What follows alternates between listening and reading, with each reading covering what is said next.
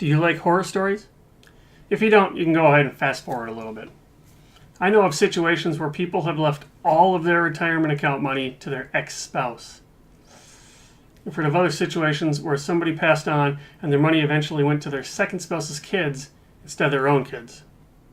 Nobody likes to think about these nightmare scenarios, but they could have been prevented. Find out how right after this.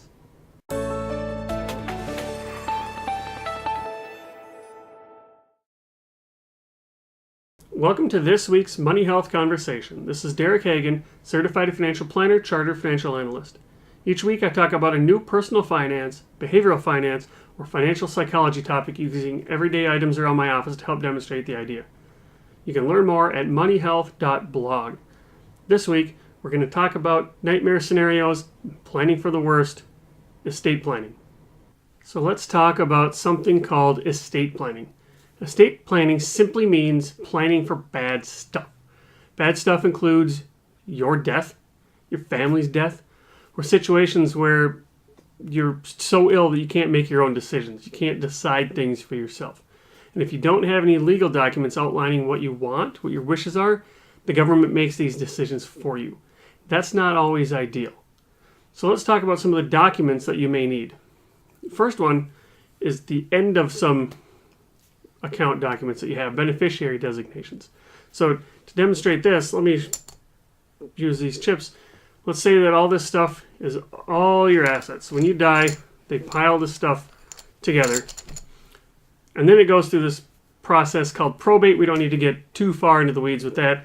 But basically, it just lists all the stuff you have, all the stuff you owe, pay off all the stuff you owe, and the rest gets distributed according to your will, which we'll talk about in a second. What's funny about this is things that have a beneficiary designation, usually retirement accounts, health savings accounts, life insurance policies, things with a beneficiary designation pass around probate. So they're not dictated by your will, which means you can say, everything that I own, I want to go to whatever. I want this to go to my neighbor. But as long as you've got beneficiary designations, those go somewhere else.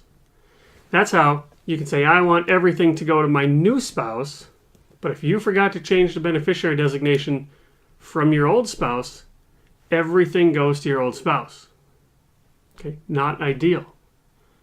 So second, let's talk about a will. A will is the document that most people at least have heard of.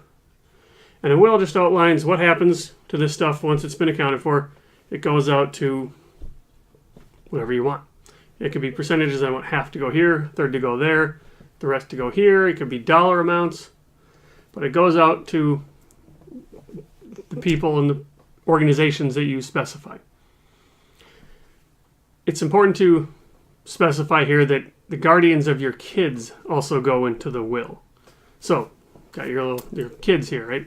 This is important because if you leave everything to your kids, and your kids are not old enough to take the money, maybe they don't get it right away, they'll either your will or the government will choose somebody to hold on to this money for them until they turn the age of majority, which is going to be different depending on what state you live in. It could be 18, 21, 25, whatever. But what that means is that, and maybe this isn't what you want, but your whole pile of money goes to your kid, right this, and then your kid says, yes, yes, yes, yes, yes. And then he runs off, or she, or they run off, and they spend it. And then they come back with nothing left, kicking their can down the road, saying, oh man, I gotta wait for somebody else to die so I can get more money. So maybe giving your money outright to your kids is not the most ideal situation. Sometimes you want to make a trust. And a trust is a document. Trust law is very, very complex. I know people who studied nothing but trusts, and they only know most of it. It's very, very complex stuff. So you want to leave it to them in trust. A trust is a separate entity. It's not used kind of like a company. It's a separate entity. You put all your assets into trust, or you put the assets that would go to your kids into trust. And then you can put whatever rules you want. Like they only get it when they turn 30. They get half when they're 30, half when they're 60. They get only what matches the income they get from work or whatever. Okay? But you can put that stuff into trust. You also want to dictate who takes care of your children as well. Because this is the situation where both of you die, if you're a husband and wife team or a two-spouse team, because often you might be in the same car. Often you're in the same airplane. So it is possible that the two of you could die at the same time, leaving your minor children without parents. So if you don't specify who's going to take care of your kids, the courts are going to do that. And they're going to try to figure out what's in the best interest of the kid. But that's not always going to be what you would have wanted. Now, probably your parents and your spouse's parents are going to fight. I think I should raise them. No, I think we should raise them. Well, they told me once. Oh, they told me. And your kid's watching this. Oh, my God. Oh, we can take care of them better. Oh, no, we understand the kid better. Oh, but we have more money. Oh, That's disastrous for a kid. Decide in your will who's going to take care of that kid. Now, let's talk about what happens maybe if you don't die, but what happens if you just can't make decisions for yourself. There's something called the power of attorney, a financial power of attorney. This is where if you get so ill that you can't make decisions regarding your money, what to do with it, somebody can step in on your behalf. This should be somebody that you trust. That should go without saying, because they're going to make decisions, and these are as legally binding as if you made those decisions. And then finally, we'll talk about end-of-life care, so healthcare decisions. So you could have, there's a couple of ways this could go. Lots of different terminology for this that mean the same thing. So a living will, or healthcare directives, or the 5 wishes. These are a list of instructions that you say that must be followed. It's in a legal document. So you say, I don't ever want a feeding tube, or keep me alive as long as possible, or do not resuscitate me if 3 of these 5 things happen, or whatever. And whatever you want. All that stuff goes into this legally binding document. You can also indicate a person, just like you can with finances, a healthcare agent, a healthcare proxy, surrogate, whatever. And this person makes the decisions for you. You can use both. So if there's something that's outside that list of specifications, they make the decisions for you. So it's very, very important so that you have some control over what happens. Now, some final bit of advice. Don't take your legal advice from blogger guys who wear sweater vests and play with dolls.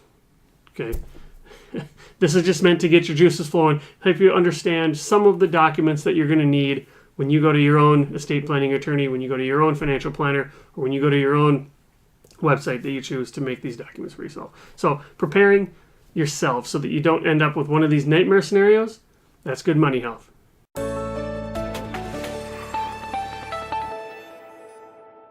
Thanks again for being with me. If you liked the video, click like. And if you like what I'm doing here, consider subscribing. If you know anybody dealing with issues like this, estate planning, planning for not being able to make decisions for themselves or even their own demise, please feel free to share this with them. You can learn more at moneyhealth.blog. That's where you can join the Money Health community. Money Health is supported in part by reader micro donations on Patreon. If you'd like to help keep Money Health ad-free, you can pledge your support at patreon.com/moneyhealth. If you would like advice tailored to your specific situation, I can help you through Hagen Financial. You can learn more at hagenfinance.com. Thank you again for watching. I'll see you next time.